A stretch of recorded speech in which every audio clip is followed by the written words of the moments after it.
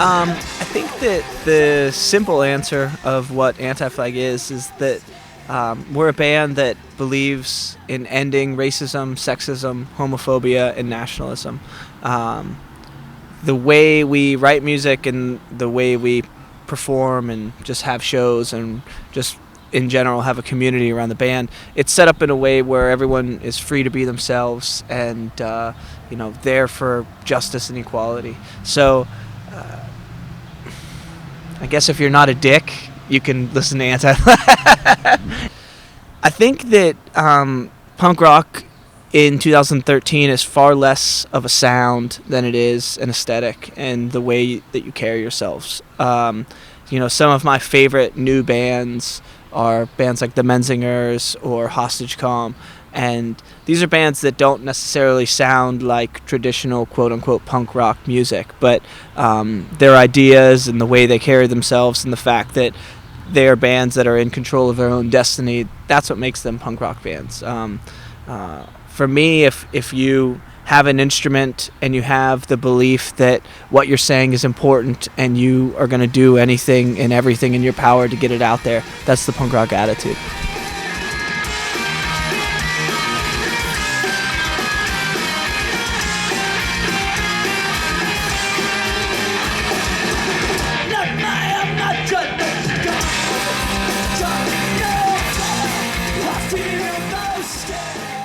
Well, make a lot of those years not successful, and then it won't seem like you've been successful so long. No, we have been very fortunate, especially at this time in our band's life, to have people that still listen to us and still come see us play. And we have, and it's interesting, and maybe I've become more aware of this because we're in our 20th year and the band has been around longer, but I've specifically on this tour, I've heard a lot of bands at festivals or at other shows say things like, if it wasn't for you, we wouldn't be here. And in Anti-Flag case, that's not necessarily true, because we'll play if there's nobody there, we'll play if there's everybody there.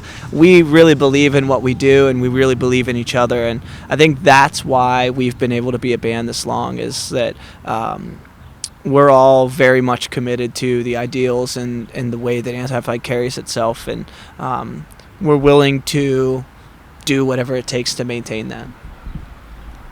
Music's everything. I mean, it's the way to deal with problems, and it's the way to escape problems. I think specifically in the way it pertains to Anti-Flag, people might reference our music as being angry or being against things, but more than anything, our ideals are positivity. And, when we play a show, we're trying to give an escape from these problems. People go to school, they go to work, they have dinner with mom and dad, and they're told that what they're doing is wrong. They're told that who they are is wrong. And when we play a show, we want to provide a space where we say what you're doing is right and you're okay and you are free to be yourself. And giving that bit of solace not only helps the people that comes to the show, but it helps us very much. It's what gives us the ability to deal with the problems of the world. All of my favorite music growing up fused politics and music, so that seemed like what you did. Especially in Pittsburgh, where we're from. It was a working class town, and we all had family members that worked in steel mills, and we saw the factories close down and they shipped business overseas, and people were poor, and through that there was a lot of injustice and a lot of inequality, and that inspired the music that we were creating. And more so than anything, I think that all music is political. I mean, it might not seem that way. It might seem like, boo-hoo, my girlfriend dumped me and I wrote a song about it. But, I think that maybe the most political song ever written was "Don't Step on My Blue Suede Shoes." If that ain't a political statement, I don't know what is.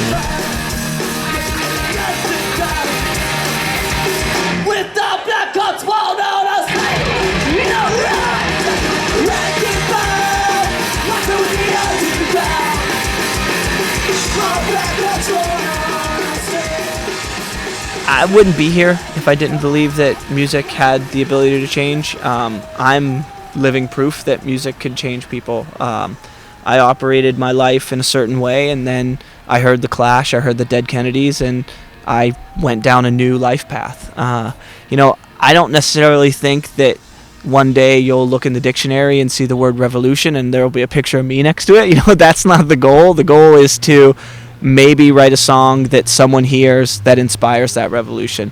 And it doesn't have to be about the song or the record or the band or the t-shirt as much as it has to be about people realizing that they're not alone and having these thoughts of a better world. And, we have a friend, a gentleman by the name of Billy Bragg, who's a musician as well, and he was talking to me once about the first time he saw The Clash, and he saw The Clash play in 1979 at Rock Against Racism in London, England, and he said that he doesn't remember a single song they played. He just remembers looking around and seeing 1,000 other people who thought that racism was wrong, and that changed his life forever. And if we can have one single moment like that where we reach one person who realizes that they're not alone, then it was well worth it for us to be a band for 20 plus years. That's been a really incredible adventure for us, because Amnesty, as to us as a band, is, if not one of the most important organizations that exist.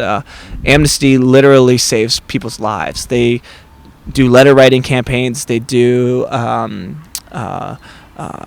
signature petitions to force governments to free political prisoners. And specifically with the Amnesty track, we were working as a benefit for the members of Pussy Riot that are still in prison. And prisoners of conscience, or political prisoners as they're called, their value is only in the dialogue that's created around them. The second we stop talking about Pussy Riot, or the second we say, oh, that's old news, then Putin has won in silencing their voice. So the fact that Amnesty was able to not only get behind the Pussy Riot cause as much as they have, but also see this opportunity with us as a band who were supporting them to team up and try to do something new, that was a really inspirational thing, and it's been a really amazing thing to be a part of.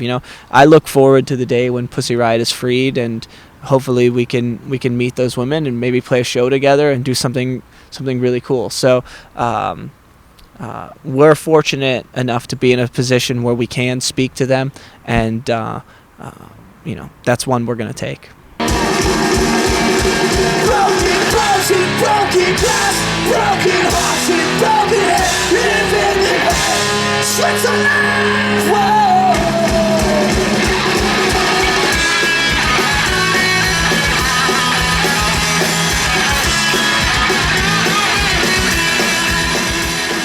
Yeah, I think that's interesting, because I don't necessarily know that myself as an individual I prescribe to any one belief. I believe that if we put out good things in the world, good things will come back to us. I was, my mother is from Italy, and I was raised with religion in my life, so sometimes I find myself saying "God damn it" and cursing, and being like, oh well, I'm kind of indoctrinated with this belief that there's a heaven and a hell. But I also know that what I've heard about this God guy is, if I do some cool stuff, he might be okay with me, So I go all over the place with my personal beliefs. But as far as the band itself, we're four individuals that have come together in a collective goal. So whether or not we can say the band prescribes to a certain thing, I don't necessarily know that thing exists. if you talk to Pat, he might say he's more socialist. So there's definitely 4 individuals in a band that make up a collective, and I think because of that we get this ability to sometimes say things in a different light that might make certain band members uncomfortable, but we also have each other's backs, so we know that that someone's not going to steer us down a wrong path. So I really didn't answer your question, but the simple answer is I don't know that there's one specific belief structure for us.